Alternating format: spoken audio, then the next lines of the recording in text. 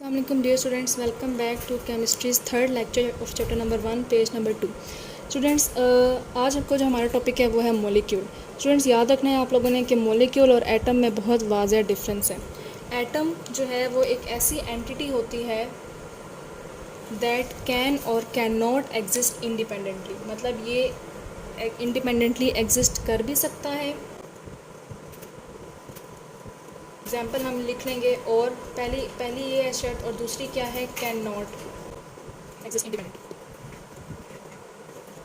ठीक है, लेकिन जो मॉलिक्यूल होता है, molecule always can exist independently.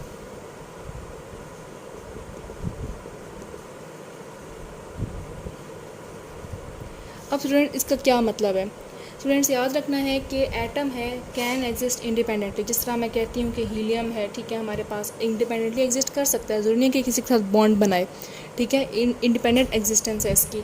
उसके बाद जो है वो नियोन है, क्योंकि इनके जो आउटर मोस्ट शेल हैं वो या तो 2 उनमें इलेक्ट्रॉन्स होंगे, या तो उनका डुप्लेट रूल कंप्लीट होगा, या तो उनके आउटर मोस्ट शेल में 8 इलेक्ट्रॉन्स होंगे जो उनको स्टेबिलिटी प्रोवाइड करते हैं, तो उनका ऑक्टेट भी क्या होगा, कंप्लीट होगा। ठीक है, तो इसीलिए एटम कैन एग्जिस्ट इंडिपेंडेंटली और कैन नॉट एग्जिस्ट, मतलब कि जिस तरह हाइड्रोजन है उसके आउटर मोस्ट शेल में 1 इलेक्ट्रॉन होता है, ठीक है, तो वो क्या हो जाएगा, अनस्टेबल हो जाएगा, उसको किसी और के साथ बॉन्ड बनाना पड़ेगा ताकि या तो उसका डुप्लेट कंप्लीट हो, या तो क्लोरीन के साथ बनाएगा ताकि उसका ऑक्टेट कंप्लीट हो। यहाँ पर उसके 8 इलेक्ट्रॉन्स पूरे होंगे और यहाँ पर उसका डुप्लेट मीन्स यहाँ पर उसके 2 इलेक्ट्रॉन पूरे होंगे, और दोनों केस में हाइड्रोजन क्या हो जाएगा, स्टेबल हो जाएगा।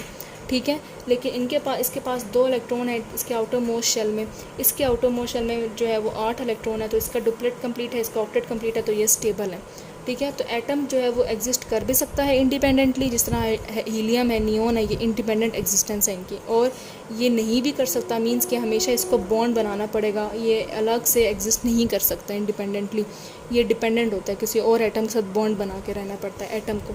लेकिन मॉलिक्यूल की बात करें तो molecule can exist independently. Molecule हमेशा क्योंकि बॉन्डेड फॉर्म में ही होता है, तो इसीलिए वो स्टेबल हो जाता है और वो फिर इंडिपेंडेंट एग्जिस्टेंस उसकी हो सकती है।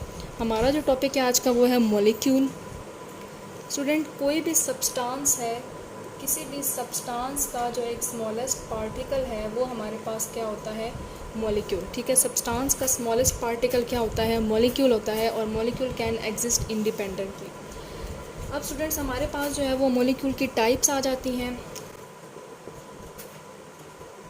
टाइप्स हमारे पास मॉलिक्यूल की जो है वो 2 टाइप्स हैं। On the basis of atom, number of atoms.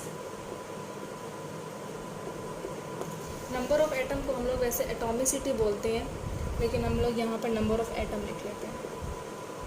On the basis of number of atom के उस मॉलिक्यूल के पास कितने एटम हैं, उस बेस पर हमारे पास एक टाइप आ जाती है, और दूसरी टाइप आती है हमारे pass on the basis of kinds of atoms.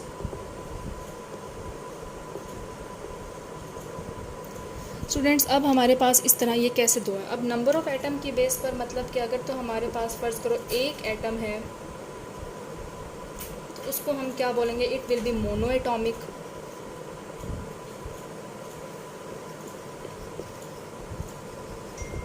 अगर तो हमारे पास 2 एटम्स हैं, it will be diatomic molecule. अगर तो 3 एटम्स हैं, it will be triatomic atoms triatomic molecule, so on. ठीक है, इस तरह से हमारे पास सो ऑन। ठीक है, जैसे कि मोनोटॉमिक मॉलिक्यूल की एग्जांपल क्या होगी, हीलियम। ये एक ही एटम है, ठीक है, लेकिन ये इंडिपेंडेंटली एग्जिस्ट कर सकता है, दैट्स वाई हम इसको मॉलिक्यूल कह सकते हैं। ठीक है, उसके बाद डायटॉमिक मॉलिक्यूल में हमारे पास जो है वो HCl आ जाता है, हमारे पास क्लोरीन आ जाता है, हमारे पास ऑक्सीजन आ जाता है। ठीक है, ये सारे क्या हैं, डायटॉमिक मॉलिक्यूल्स हैं। उसके अलावा हमारे पास ट्राइएटॉमिक मॉलिक्यूल्स में ओजोन आ जाता है, O3। ठीक है, तो या तो हमारे पास जो है वो इसमें और भी कंपाउंड्स आ जाते हैं।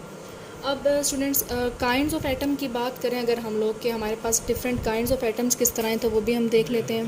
स्टूडेंट्स काइंड्स ऑफ एटम्स हमारे पास जो हैं वो 2 तरह के होते हैं। एक होते हैं होमो atomic molecules, kind of atom की बेस पर जो मॉलिक्यूल है, तो वो एक कौन से हैं, होमो एटॉमिक मॉलिक्यूल, और दूसरे कौन से हैं, हेट्रो एटॉमिक मॉलिक्यूल।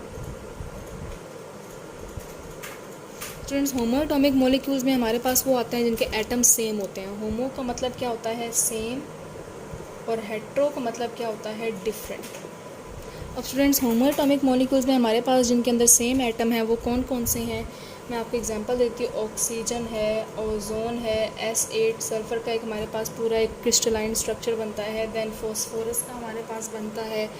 देन हमारे पास जो है वो जिसमें सेम एटम है, ठीक है, एक पूरे उसके अंदर क्या होंगे, सेम एटम। आप ग्रेफाइट ले लो, आप लोग जो है वो डायमंड ले लो, ठीक है, सब में जो है वो हमारे पास क्या होंगे, सेम होंगे।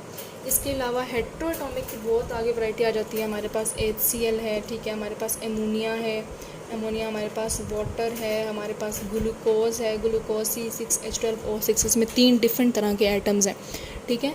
तो अब तो ये हमारे पास क्या है, different types of atoms, different types of molecule के नंबर ऑफ़ एटम के बेस पर हमने मॉलिक्यूल बता दिया कि 3 मतलब इससे ज़्यादा भी हो सकते हैं, 4 एटम्स भी हो सकते हैं। और काइंड्स ऑफ एटम के बेस पर भी हमने बता दिया कि हमारे पास जो है वो 2 टाइप्स हैं, होमो एटॉमिक मॉलिक्यूल और हेट्रोएटॉमिक। होमो मीन्स जिसमें सेम एटम होंगे, हेट्रो मीन्स जिसमें डिफरेंट एटम्स होंगे।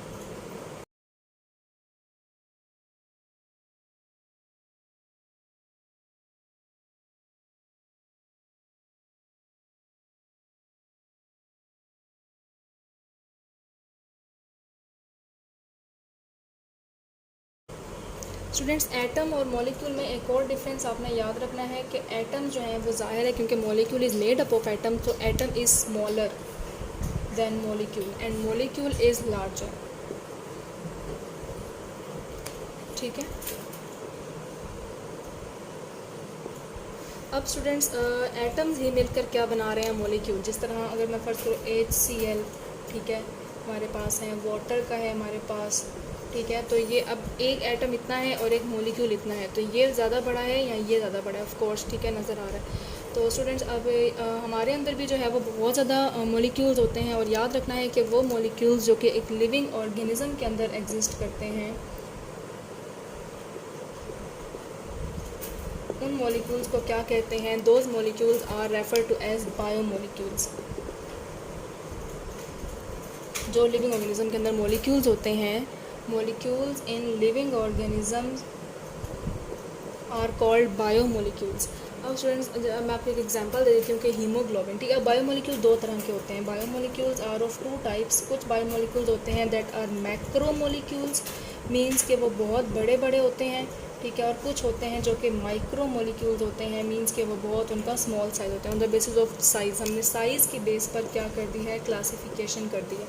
स्टूडेंट्स, मैक्रो मॉलिक्यूल्स मीन्स कि इनका साइज़ बड़ा होगा। मैं एग्जांपल आप लोगों को दे देती हूँ, प्रोटीन, ठीक है, प्रोटीन की बहुत बड़ी बड़ी चेन्स होती हैं। DNA is very large molecule जो कि आपके पूरे एक सेल में होता है। उसके अलावा माइक्रो मॉलिक्यूल की बात करें तो वाटर है, बहुत छोटा सा मॉलिक्यूल होता है, ठीक है। HCl है, ये भी हमारे पास माइक्रो मॉलिक्यूल है, छोटा सा है, ठीक है। तो ये हमारे पास क्या है, माइक्रो मॉलिक्यूल्स।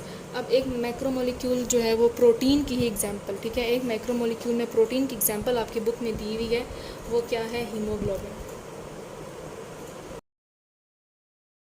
स्टूडेंट्स, हीमोग्लोबिन जो है वो हमारे पास एक ऐसी प्रोटीन है जो कि आपके रेड ब्लड सेल्स के अंदर पाई जाती है, ठीक है। रेड ब्लड सेल है, उसके अंदर क्या होगी, हीमोग्लोबिन, और ये ऑक्सीजन को क्या करती है, कैरी करती है फ्रॉम योर लंग्स, जब आप सांस लेते हैं, टू योर सेल्स, ठीक है। लंग्स से ऑक्सीजन को लेकर आपके सेल्स तक ऑक्सीजन को लेकर जाती है through blood, red blood cells, ठीक है। तो हीमोग्लोबिन ये आपने याद रखना है।